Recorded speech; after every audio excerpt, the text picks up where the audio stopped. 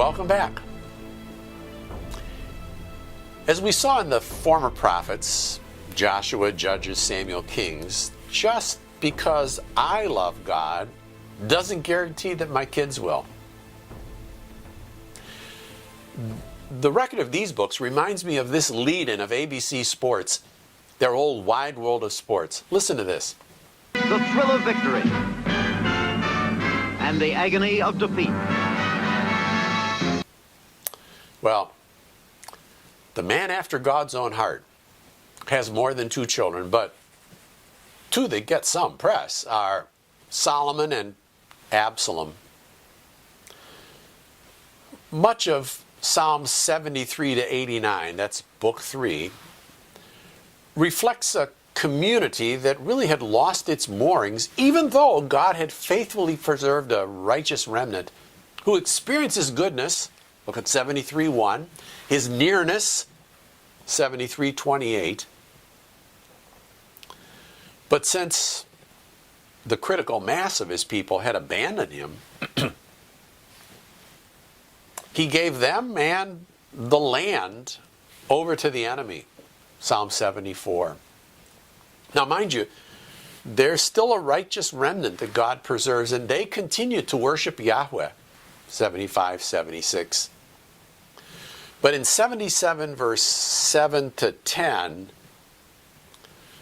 the psalmist gives voice to their struggle with whether or not the promised covenant is all over. Verse 7, will the Lord spurn forever and never again be favorable? Has his steadfast love forever ceased? Are his promises at an end for all time? Has God forgotten to be gracious? Has he in his anger shut up his compassion? They're wrestling with, why are things falling apart? Well, Psalm 78 reflects on bondage in Egypt and God's mighty rescue. And see, I'm not making this up. The fundamental instructions of Deuteronomy 6. Look at 78, Psalm 78, verses 5 through 7. He's established a testimony in Jacob and appointed a law in Israel, which he commanded our fathers to teach their children. Why? That the next generation might know them, the children yet unborn, and arise to tell them to their children. Verse 7, so that they should set their hope in God and not forget the works of God, but keep his commandments. But what happened? Look at verses 10 and 11. They didn't keep God's covenant, but refused to walk according to his law. They forgot his works and the wonders that he had shown them.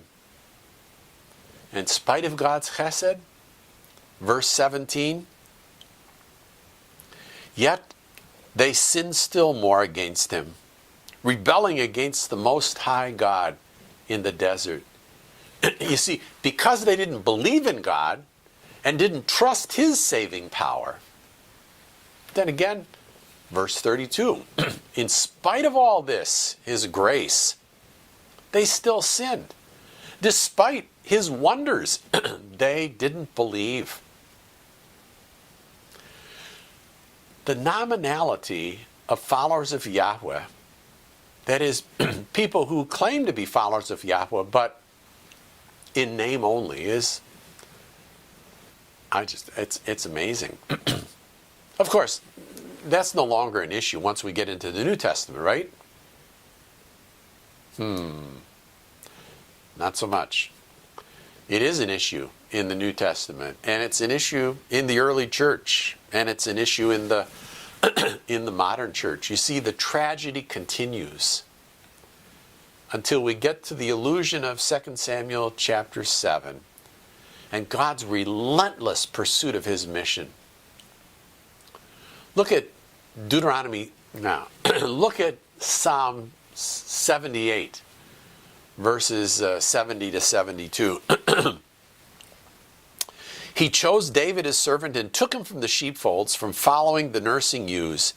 He brought him to shepherd Jacob his people, Israel his inheritance. With an upright heart he shepherded them and guided them with his skillful hand. Well, in Psalm 79, the righteous judge acts. And so in 80 to 83, the faithful pray for God's kingdom to come on earth as it is in heaven. And in the meantime, 84 to 88, the faithful keep their focus on God and offer Him the worship that He desires and deserves. And they wait for His salvation. Then Psalm 89 zooms in once again on the promised covenant to Abraham and to David and addresses the persistent question, did God abandon His mission? Is the promised covenant annulled? Will the righteous branch of Jesse, Yahweh's anointed, remember Mashiach, never come? And you see, it's in the throes of these struggles of heart and mind that the psalmist concludes, blessed be Yahweh forever and ever. Amen. Have you noticed any seams in this tapestry so far?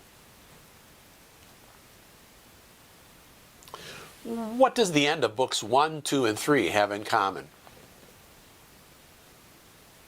Well, book 1 ends in 41:13 with, blessed be the Lord, the God of Israel, from everlasting to everlasting. Amen and amen. Book 2 ends in 72:18 and 19 with, blessed be the Lord, the God of Israel, who alone does wondrous things. Blessed be His glorious name forever. May the whole earth be filled with His glory. Amen and amen. Book 3 ends in 89:52.